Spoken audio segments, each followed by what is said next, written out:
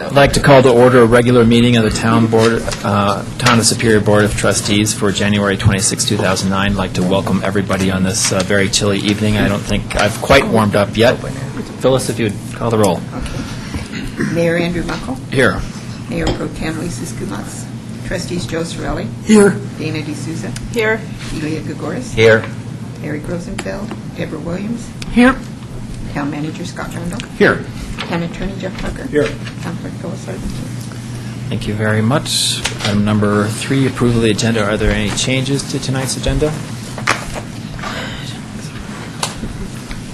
Seeing none, I entertain a motion by Trustee D'Souza to approve the agenda and a second by Trustee Gagoris. Any discussion about it?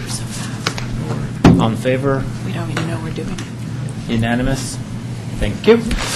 Item number 4, public comment on consent agenda and non-agenda items.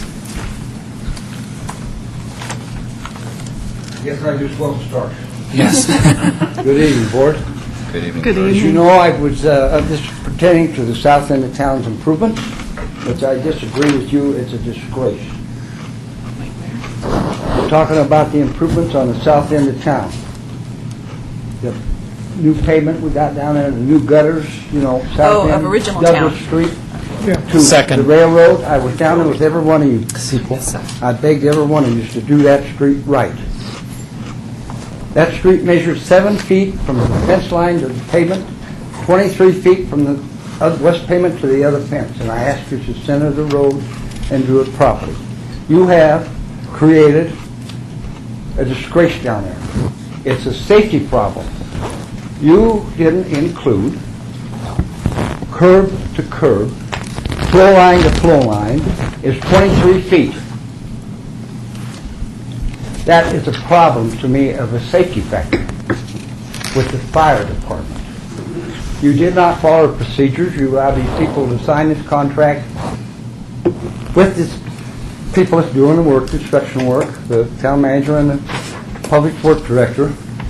Because this was appropriated money in 2008, we had to rush this through without a lot of public hearings, maybe 1 or 2. The whole town wasn't invited to it.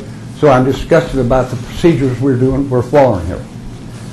I had to follow instructions to get permission from the fire department to make sure a road was properly the right width for their fire trucks. Mayor, do you remember us talking and discussing up in Sagamore, the streets are 28 feet wide, and the fire department at that time and the board decided that they weren't wide enough? It was a fire hazard if the cars were parked on both sides, and we end up with a 23-foot curb flow line down there. I think something should be done about it by you people. Out of a new budget, tear it out. Makes me sick every time I look down the street, Mayor. On Second And I've lived here Avenue. a good many years. I don't remember the conversation about Sagamore because I wasn't here when Sagamore was put in, but I do. I remember real good. I remember a board member sitting here saying, please, can you make this wider down there? A board member asked for the street to be wider. It didn't get wider, it got narrower. It ain't so bad from the bridge to Douglas Street. That is permissible. The other ones you narrowed down 6, 7 feet, which is wrong too, because we had the money. If we didn't have the money, I asked you not to do it. Now it's a disgrace what we got down there. What if they have a fire? South end of town, I want you people to live with this. Fire wagon goes down there and they can't get down there. They got to back up and go around. What happens? It's the town planning that caused these problems, and you're the people sitting behind that board, and I'm disgusted with you. Go down there and look what you've caused. And I beg you, period, every one of you, to widen that street. It was 30 feet that you could use prior to our putting these curbs and gutters in. And don't, you can call them anything you want, I know, because I measured it. okay. 18, 23 feet, don't catch it. They moved it in 2 feet for the machine to go down there. Like I said, one of the council members begged them, to make the street a little wider. That's why she said on the council, they didn't pay no attention to it. Now we got a disgrace down there. Please do something about it. You got $3 million I see coming up for next year in the budget. Let's fix the mistakes that we've let happen. I'm serious. I wouldn't want it on my conscience, I hear you, George. but what I'm saying, and you understand exactly what I'm saying, every one of you. Okay. Thank you.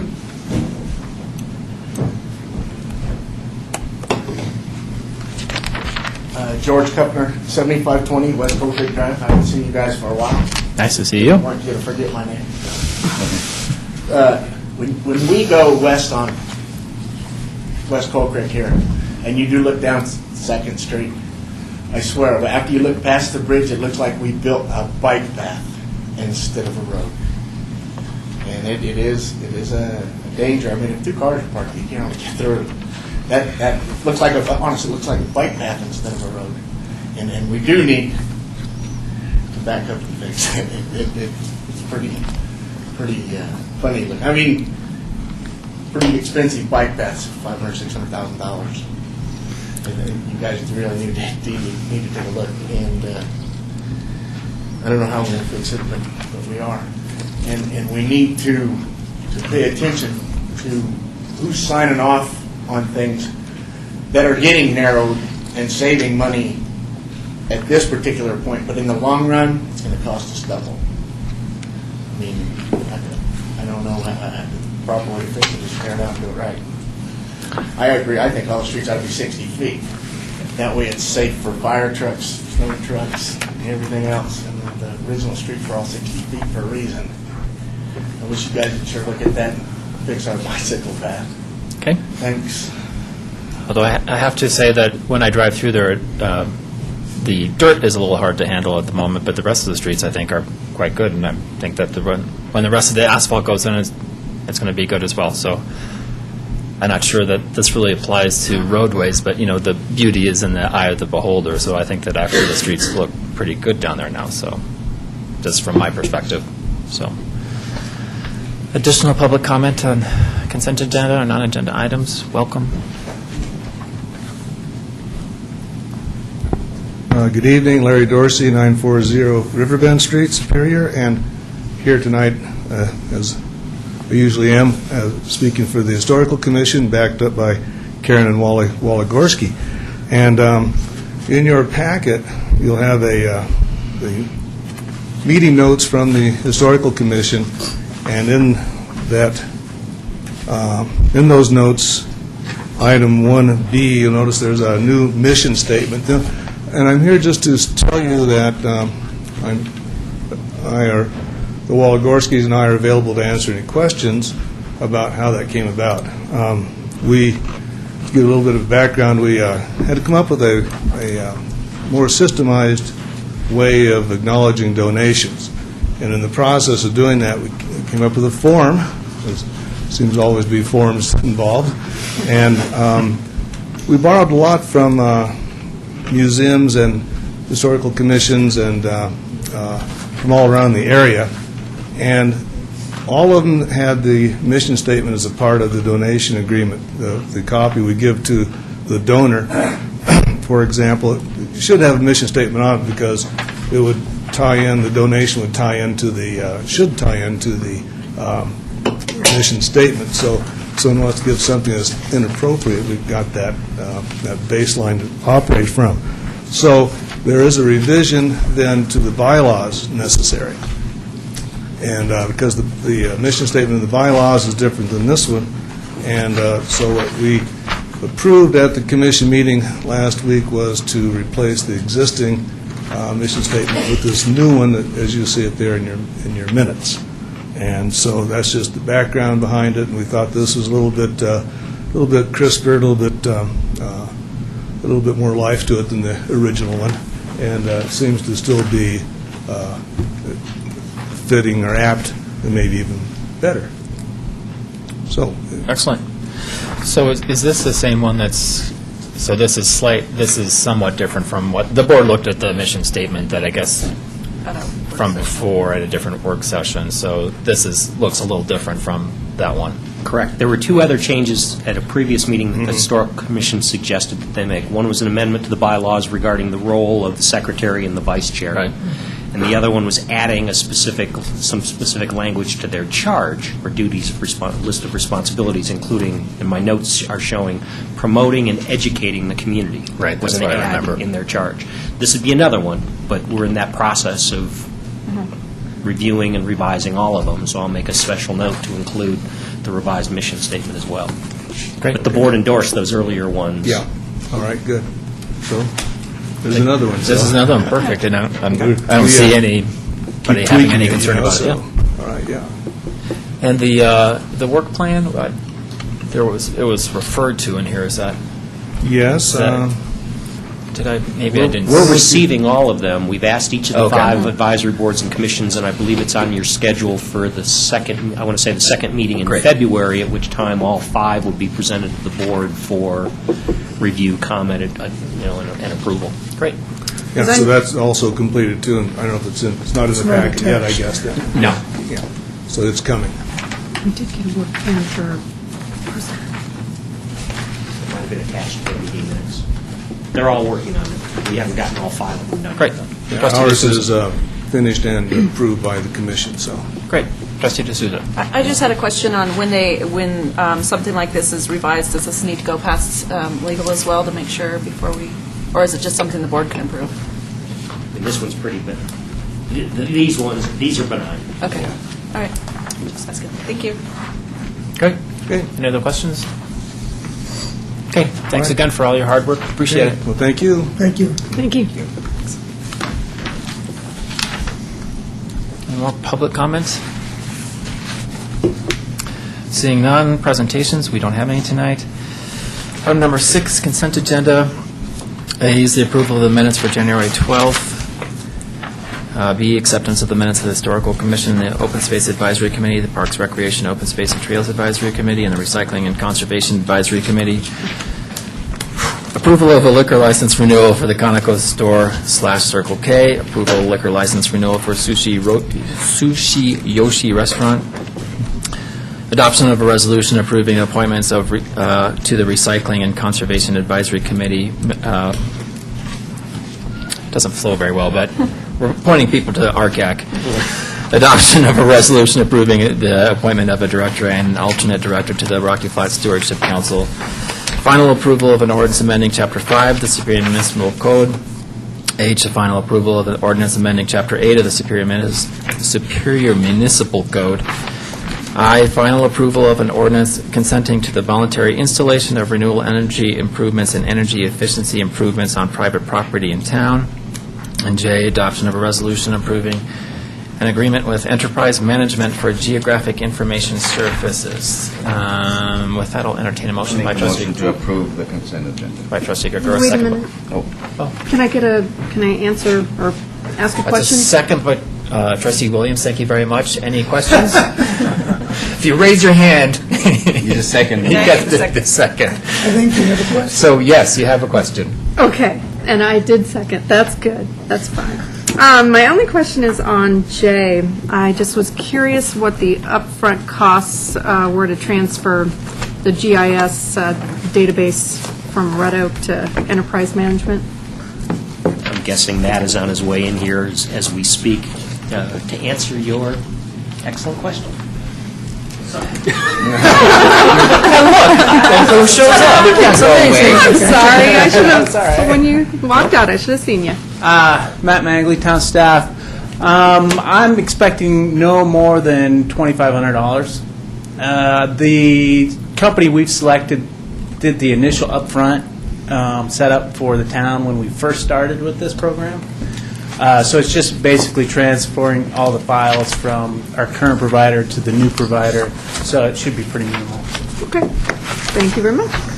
And mine was more a comment about which is how will we publicize this to our residents to be able to, when will they be able to start using it, and how will we publicize it? We attended the first meeting that was held by the Boulder County Commissioners and staff to promote the availability and getting input from them. Once they have developed their applications and their guidelines for how they're going to be making these low-interest loans available to residential and small business properties, we'll certainly pass that information on our website, probably in our community newsletter, encouraging our residents to participate in it. But again, it's all at the county level still, and it has not progressed to the point of putting money on the street yet. Any idea how long that'll be? I mean, from your best guesstimate? Okay, so it's the county, so... 60, 90 days. Okay, so 6 months. Thank you. Would love to be able to, because my understanding is that this is not only renewable energy production, it's actually improvements in energy efficiency of buildings. And,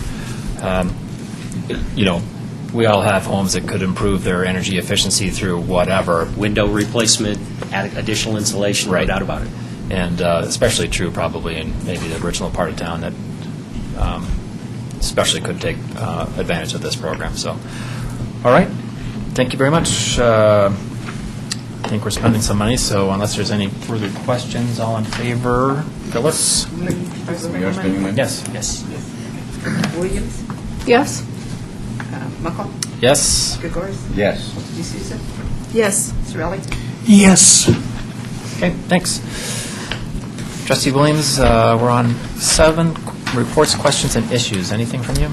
I attended an open space advisory committee, and we worked on developing our work plan for 2009, and we're very excited to see all the different work plans from all the different commissions and advisory boards. Great, That's about it. thanks. Trustee Gregores? Nothing to report.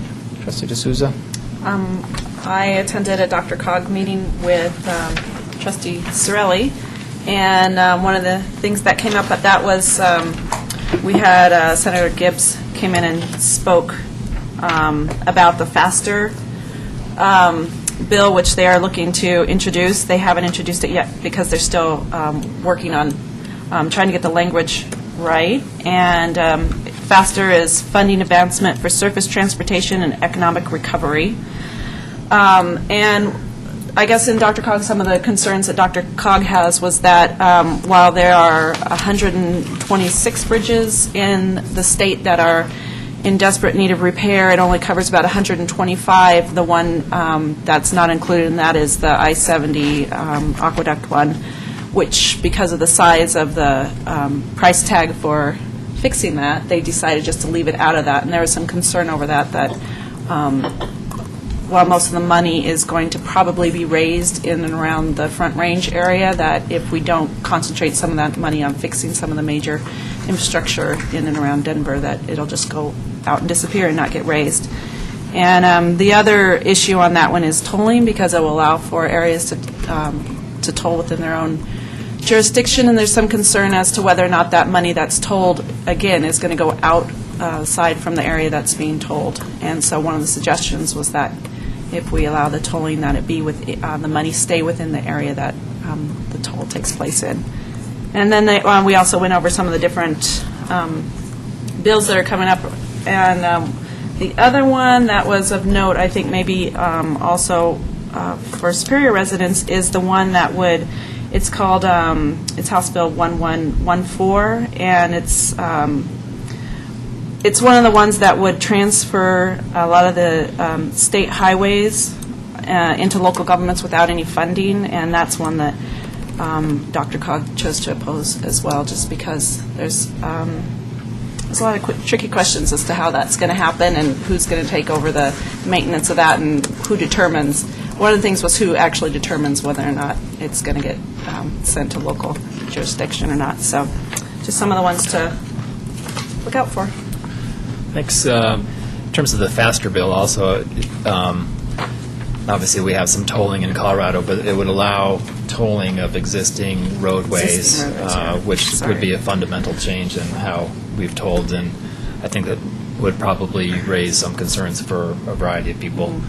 So, and then the other comments I've heard about it is, during an economic downtime, do you want to increase annual registration fees by $50 per person or per car? So, be interested to see how the fallout from that is.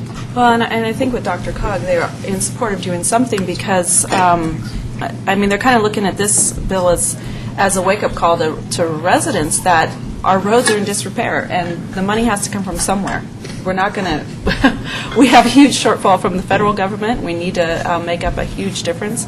And it's going to be to the point where there was some discussion about what roads are going to start being closed down because of there's just not money for the maintenance. So although the roads were paid for originally, there's no, the 40 cents that we pay for our gas tax that's been in place for 17 years, something like that, that hasn't moved, is not enough to cover what needs to be done. So. And I think there was some political calculation that any voter requirement to raise taxes would not pass, and so this actually gets around it, and so you can basically raise fees without having a voter Right. approval, so people have some concern about that. All right, anything else? I think that was it. Okay. Just some information from Rocky Flats. There was a bill that was going to eliminate public access, the posting of signs, and eliminating public access to the wildlife refuge by one of the state senators, I believe. That failed, so the Rocky Flats Coalition was opposed to that, so I was happy to see that happen.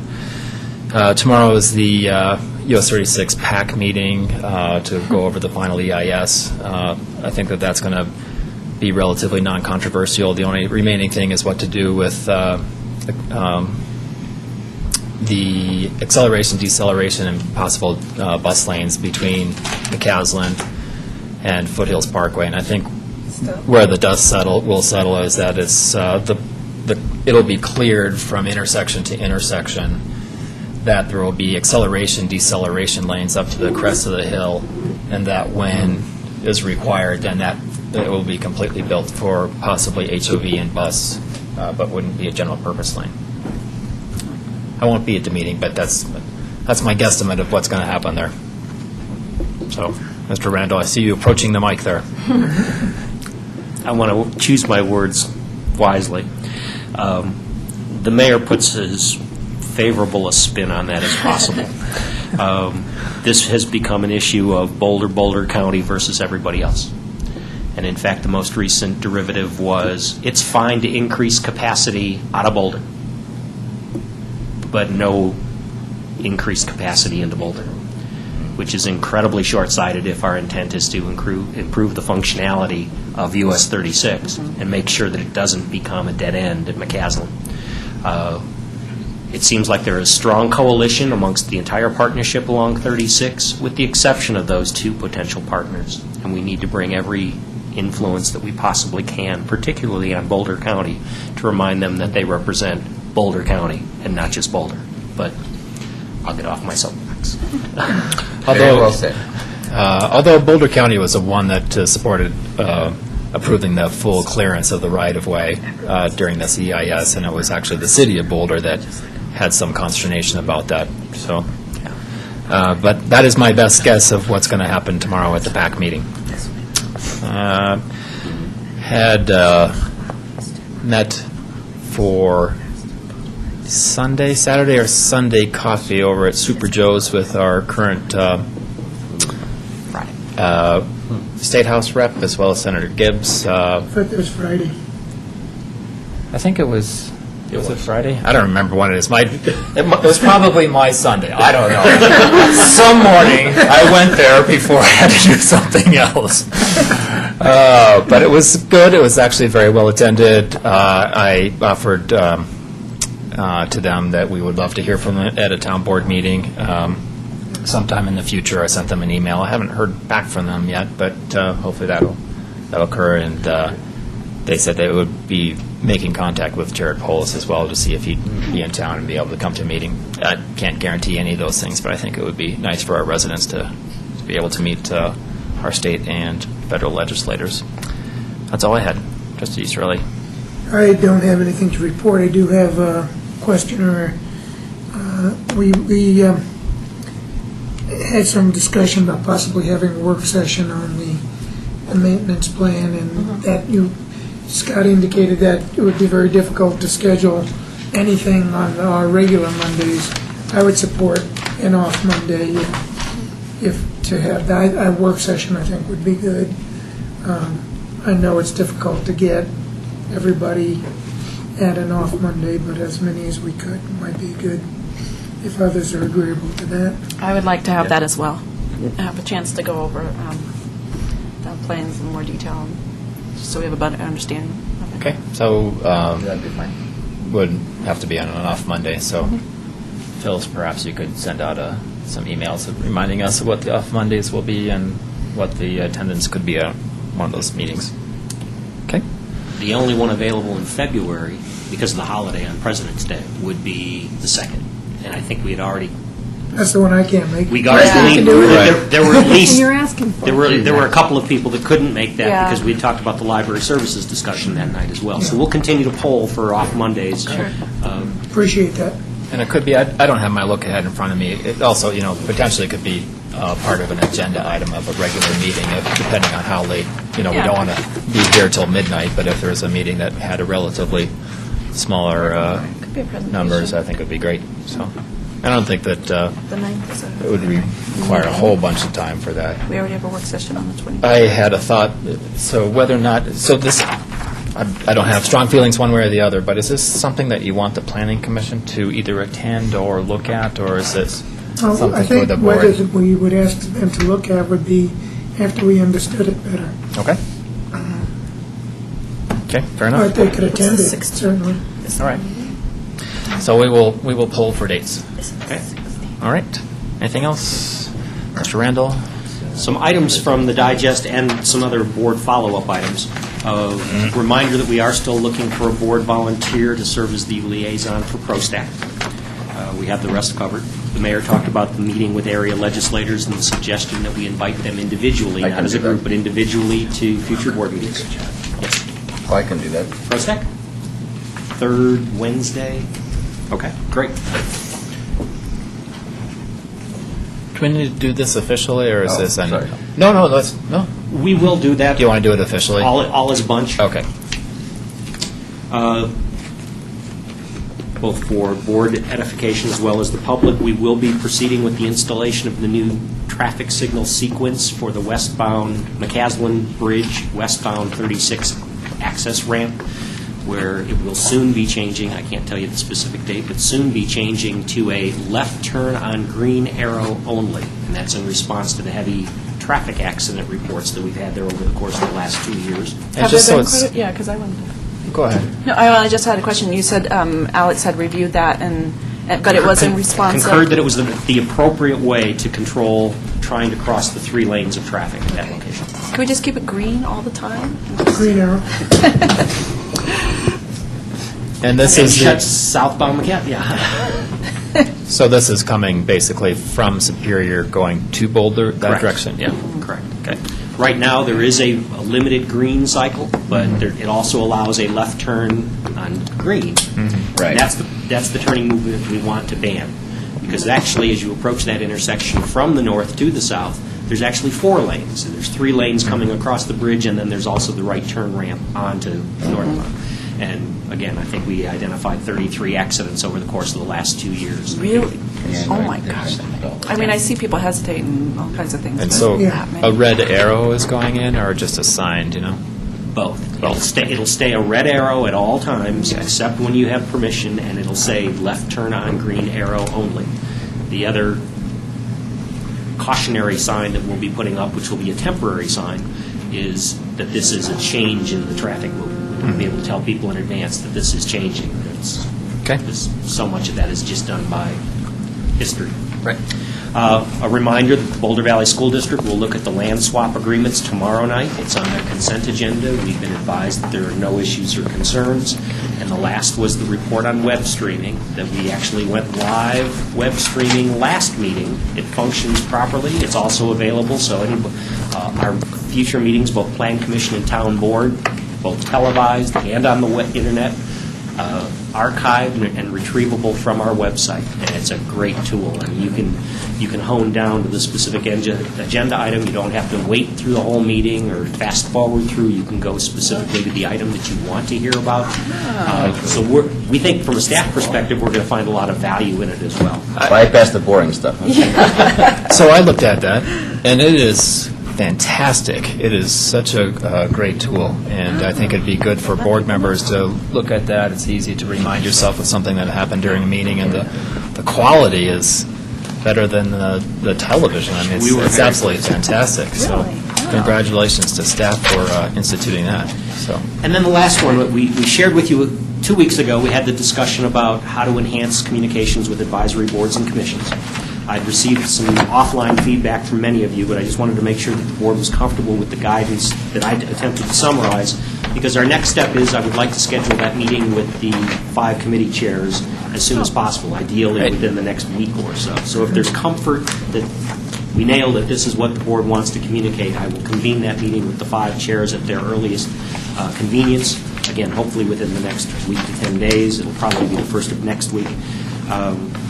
Communicate that, and then bring back any comments to the board. And then we'll start formalizing all of this, the official appointments of liaisons, the changes to bylaws, resolutions, creating ordinances, and the like. I'm seeing a lot of comfort up here. Good. Actually, I just hadn't heard back from everybody, but from those that I had, there seemed to be support, so we'll take it to the next step. I'm a little out of turn, so I'm sorry. But actually, the other reason I brought my quarterly financial report, I'm glad that we're mostly on track for our revenue projections, down for cars. I was wondering, is there a trend line associated with this? Because this is obviously a 12-month report with a fourth quarter addition. Is there a trend in how town revenues are doing? We've shared with the biggest one and the most volatile one is sales tax, and we've shared with you on a monthly basis. For the first 6 months of the year, I believe it might have been 5, we were actually behind the prior year. We made up over the summer, and we got back close to where our original budget projections were. We were wavering between 1.5% and 2% above 2007. We had 5 or 6 consecutive very good months, in that every month, year over year, was better than the year before. And then we hit November, and we hit a speed bump there, and I believe the number was down from the prior year between $10,000 or $11,000. We're still up 1.15% for the year through 11 months. We are all waiting with bated breath to see December. So you don't have the, I was going to ask you. We don't have you we do not have that the yet. December numbers yet. We probably won't have them until, I'm guessing, the second or third week of February. Oh, really? Okay. And the week that I share it with you in the digest is the week that we get it. So Okay. that will tell us how we did for the year. Nationwide, we're hearing that retail sales on Main Street sales, not internet sales, but Main Street sales were down 4%. But I was just looking at some Boulder County numbers, and Boulder County's been down almost 5% in retail sales for the fourth quarter. We didn't experience that in October and November. So we're hoping that our big boxes and our largest retail sales tax generators fared better than the general economy, but we won't know until December. Some other good things, though, in terms of the financial report. I was picking up some things and have confirmed this with the finance director. Water and sewer sales were up above budget in the current year. Interest income, because of some deferred capital items, was up in the water and sewer fund as well. And what that means is that we will be transferring less general fund to support the utilities this year.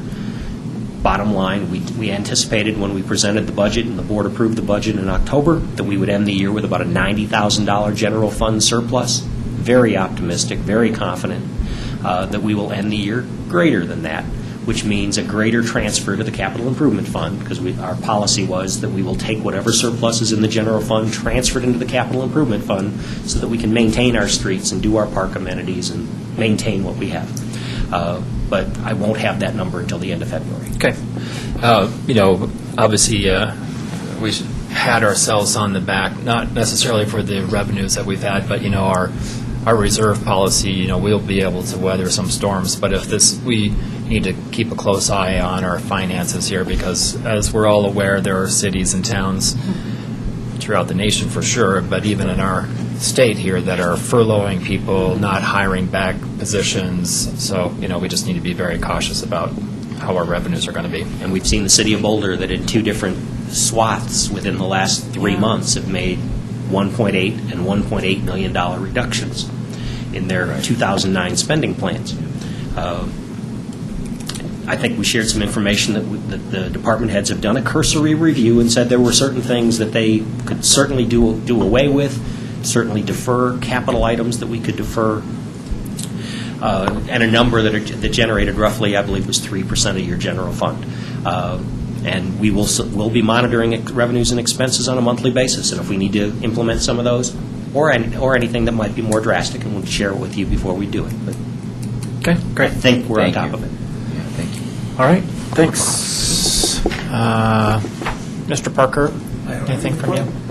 Phyllis, anything for us? Okay. With that, let's move on to item number 8, final approval of an ordinance amending Chapter 10 of the Municipal Code. And this is a public hearing, Phyllis, or no? Okay. So, Mr. Randall, then. This, again, is the second reading of Chapter 10 of the Municipal Code. Chapter 10 deals with general offenses. First reading was presented 2 weeks ago. This is also part of our comprehensive recodification of the entire municipal code. We've had legal review, chapter by chapter, all of them to make sure that they're consistent with state law, that recent court decisions. This one has received even more review because of some of the sensitivity in there. Many of the things that were included in the first draft that you saw 2 weeks ago were a result of our recent review of the code enforcement initiatives. As an example, we talked about, should we modify the noise ordinance? No.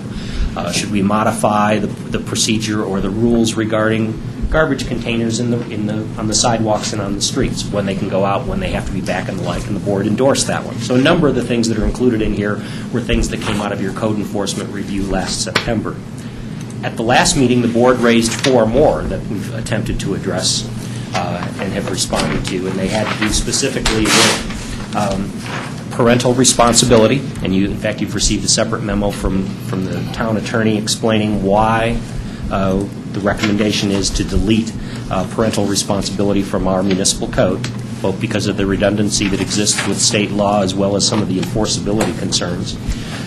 There was an issue about open fires, and that's been modified to allow it within fire pits and the like, both on public and on private property. Camping in the backyard when the kids want to pitch a tent, that's fine, as long as it doesn't become a domicile. So that's been modified. And then there was Although parents might want to become a domicile, but Teenagers aren't out there now? So it's 2 weeks for your mother-in-law.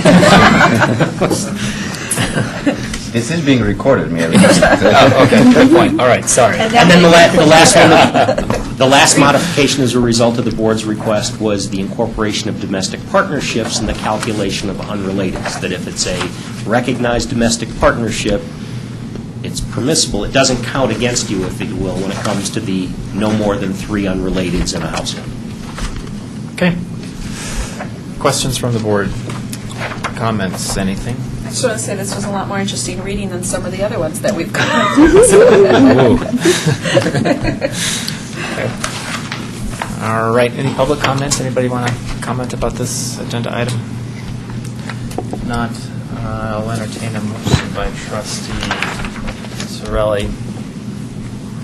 Well, I'll raise my hand. Is there, I move that, There's there's language. Take it back. Okay. I move that we approve Town of Superior Ordinance Number 0-402, Series 2009, an ordinance of the Board of Trustees of the Town of Superior amending Chapter 10 of the Superior Municipal Code. motion by Trustee Sorelli, second by Trustee D'Souza. Further discussion? All in favor?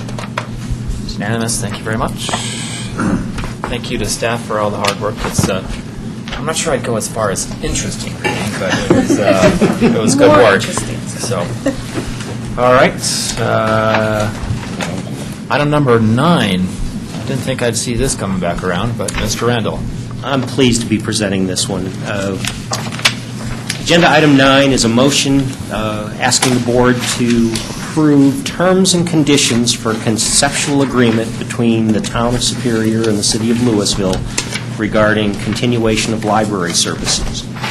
We did hold a special public meeting last Tuesday night, at which time the board had an opportunity to be brought up to speed on all of our discussions regarding all of our regional partners, all of our other options, everything from bookmobiles to renting space, building a facility, some history regarding past efforts and research that had been done. But most significant was to talk about the prospect of forging a new relationship with the city of Louisville. We've indicated on the title that this is Memorandum of Understanding, and since there was nothing attached, that's why I'm saying it's terms and conditions. So I'm going to read through the terms. It is a 2-year agreement through December 31st of 2010. It does call for financial contributions from the town, consistent with what we offered back in December, $115,000 for 2009, $125,000 for 2010. 2009 money would be prorated to the exact date in which service began. If it began on February 1st, and it won't, but if it did, it would be $9,600 less. We're anticipating that it will probably kick in, hopefully by Friday, February 6th, at which time it'll be about $103,000, but it'll be prorated to the day. It does, and one of the most significant discussion points that the board had last Tuesday night, says that by April of 2010, the town will either conduct a referendum, at which time the town electorate will consider a dedicated property tax levy to support future library services in the amount of 1.5 mils. The town board may elect not to put that item on an election ballot, but the alternative would be the town would have come up with an alternative plan to do something on its own, build our own facility or develop our own municipal library capacity. The city of Louisville has agreed to the board's expectation that we'll have some representation on their library advisory board, and they've consented to that. We'll be working out the numbers. A minimum service level, and while we talked about an expectation that existing levels of service, and by that I mean the number of days and the hours per day would stay pretty consistent, I also went so far in my discussions with my counterpart in Louisville to say, and if you found that there was a need to change, we'd need to be more than just notified. We'd want to be able to approve that if all of a sudden it was going to become a 5-day-a-week operation, or it was going to be only open from noon to 6 instead of 10 to 9, we'd want to have some assurance that what we're paying for we're going to continue to receive. That we would make the initial payment immediately. We haven't referenced it. I'm sure there'll be a date certain by which we would make the 2010 installment. But most significantly, and this was something that was left out of the last agreement, it said that there would be a rebate if for any reason this wouldn't progress, that there was any termination of service between now and 2010, anything we paid, we'd be reimbursed if, for some reason, the wheels fell off. And I say that because while we expect to make a payment within 15 days, I do not expect to have the formal intergovernmental agreement that you'll be asked to vote on done by then. So we're going to make a payment, and if for some reason we can't hash it out and it all fell apart, we'd get our money back.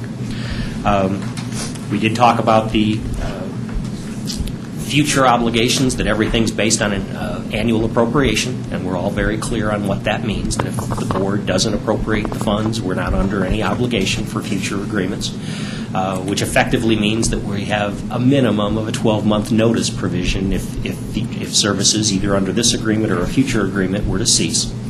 It is our expectation, based on this material, that this item will be presented formally for the City of Louisville's consideration a week from tomorrow night, on Tuesday, February 3rd. And based on some computer work that needs to be done, it's going to take them 2 or 3 business days in which to reactivate all the cards and the like.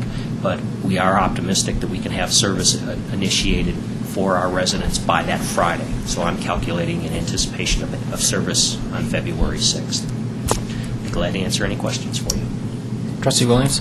Yes, I wanted to know, will our residents be able to have full library services at the other libraries that Louisville residents currently enjoy? I've had no discussions with Louisville on that, nor have I talked to any of my counterparts in Broomfield or in Boulder on it. That was one of the expectations and requirements in all of our previous discussions, negotiations with Louisville. It was the board's concern when we did the original agreement 2 years ago, or almost 2 years ago, in March of '07, that now that we've struck this agreement, we don't want everybody else coming with their hand out. So we're expecting, if this is our financial contribution, we get full levels of service. And that's something that I'll need to clarify with Louisville and candidly with the others. Because this should be able to get us into the Colorado Library Association, or whatever we... Yes, the CLIC. The CLIC. The gang. Colorado Library Consortium. CLIC, yes. But I can't see any reason, if we're library card holders in good standing and have a library card from the Louisville Library, I mean, I don't know of any library that has you show them proof of ID of residence in addition to your library card, is there? There never has been. I see. Okay. Though that is exactly what Louisville was attempting to get their partners in their Flatirons Consortium to do. Okay. Trustee Gregouris. Yeah, I wasn't here last week on Tuesday, but I'd just like to share a couple of thoughts that I've had. First of all, I think this is a very fair agreement between our two, the town of Superior and the city of Louisville. And I guess I want to talk to the residents of Superior that the last 45 days or so, we have gotten a lot of criticism, both publicly and privately. And we're not sitting on our hands. And things take time sometimes to negotiate agreements. So I want to congratulate you personally and for all the hard work. Thank you. And I just wish people would be a little bit more patient and realize that the library issue was a significant issue for our town and for all of us. I think I speak for all of us right here. We were not asleep at the wheel, but sometimes negotiations and tough negotiations take time. And I think we've reached a fair agreement, and I'm in favor of it. Again, thank you for the kind words, and you couldn't have summarized it better. It took longer. Sometimes you have to go to the brink. I can do it. Okay. But I'm very confident or very comfortable with the terms. It's very consistent with the authorities that we were given, and I think it's a very fair deal. If I could, Trustee Skumatz unfortunately couldn't be here this evening, wanted something read into the record, so if you could bear with me then for a half second. And this is from Trustee Skumatz. Thanks to the town manager for working on the issues and crafting an acceptable option for library services for our residents. Thanks to the citizens who gave their feedback to all of us and those that answered my survey on the issue. I believe this agreement is in the interest of our citizens and is consistent with the goals that they have expressed on library issues. I endorse appropriation of extra funds needed for this agreement. I'm thrilled the issue of representation was addressed as requested, and I hope it is crafted as a meaningful role. Most importantly, I want the board to commit to dedicating Superior staff and board time to work throughout the interim period on our optimal long-term solution on library services. And if I could be there tonight, I would volunteer for any subcommittees or other subgroups that may be established and try to keep a solution moving forward. So that's from Trustee Skumatz.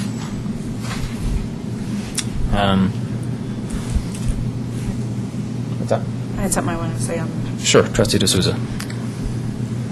Well, one of the things that I think that the discussion that's been run up over time between Superior and Louisville, one of the things that have come out of that is the discussion of what a library really means and what are the needs of residents. And I think it's clear that the library needs are changing. They're not what they were, say, when I was a kid or our parents were kids. I've been happy to see programs like the storytelling over at Joe's at the coffee shop and different things like that. And so I'd encourage people who to take a look and see what types of things that we can also do in our own community, not necessarily replace library services, but just that are community-type programs that we can put together. I was really happy to see some of the different solutions that people have come up with. And I don't think that the Louisville Library necessarily meets all of the needs of the Superior residents, but I do think it's important that we have library services. And I appreciate the work on both sides coming together over this, and I think it's something that our residents have been asking for, and I think it's very important that if we are going to use any library services, that we make sure that we do pay our fair share, and so and it does seem right to be able to work with our neighbors. So I'm in support of this. Great. Trustee Cirilli? I'd just like to say that I'm in support of this, too. It's clear to me that this is the most economical and reasonable way to achieve the library services that we'd like to have for the town in the immediate future. I don't know if in the long term we have something that we could do better for ourselves. We'll just have to look at that. But I also would like to say that there had been some, I don't know, in the past, as this issue came to a head, some perhaps bad feelings towards Louisville. That's not unusual in negotiations that get difficult. I think we need to make sure everybody is past that. Louisville is a neighbor that we have and will continue to need to work closely with on many issues, and we appreciate their support to us. And so I think this is another example of both towns working cooperatively and able to achieve. And so I support this agreement. And I couldn't have said that better, and points to the reason why we have good, why we need to have good working relationships with our partners around the area. And I'd encourage, as sort of a subtext of this, hopefully this goes through. I am anticipating that it will, but that we probably should schedule some time together with the Louisville City Council, because there will be many issues that we will need to work on in the future. So, of course, I'm in support of this as well. So, Mr. Randall, technically then, an IDA will need to be crafted. That will be after the first payment, is Yes. what I heard from you? Yes. And I'm comfortable with that. Obviously, we don't have... Especially with the provision that says if for some reason it fell apart, we'd get our prorated money back. So normally we have these things done beforehand, but I trust our friends across the street that they will understand this, and I don't have any concern about that. I'm sure legally it doesn't give us the strongest position to be in, but I'll just leave it as that. The alternative was to craft the agreement and delay the implementation, and it was my opinion, when what I'm recommending to you for consideration was allow us to do the formalities, but get the deal in place so that service can resume as quickly as possible. Great. And you will communicate with us the response from Louisville? Yes. Thank you. I'll probably be in attendance in the back row on the 2nd. Do you think that would be helpful for other members to be there, or whatever? Well, if you think it's helpful, happy to do it. Okay. So, Trustee Williams, I saw your pencil. Yeah. I just wanted to make a note that now that the town and town staff and the board has worked very hard to restore library services for Superior, I just want to make a note that by 2010, it will be in the residents' hands to actually continue library services in the future by passing a mill levy. So I just want to make that clear to residents that it'll be in your hands as well later. Absolutely. Do you need anything from us, or do you have a general understanding, or you want a motion? We were looking for a motion to endorse the terms and conditions as I just recited. There is nothing formally to approve. There's not a resolution or a memorandum of agreement, but if I could get a motion to be able to say that our board has voted yes. Motion by Trustee Williams. Second by Trustee Gregouris. All in favor? If you could do it by roll call, it'd be great, because we are spending some money here. Oh, you lawyers, you. Gotta do something tonight here. Okay. Money. This is costing money? I didn't know that. Okay. That was Okay, Cirilli? Yes. D'Souza? Yes. Gagos? Aye. Mokel? Yes. Williams? Yes. All right, motion carries. Thank you very much. Thank you, Mr. Randall. Anything else to come before the board tonight? No, sir. Anything else from the board members tonight? Seeing none, meeting adjourned, and thank you. Good call.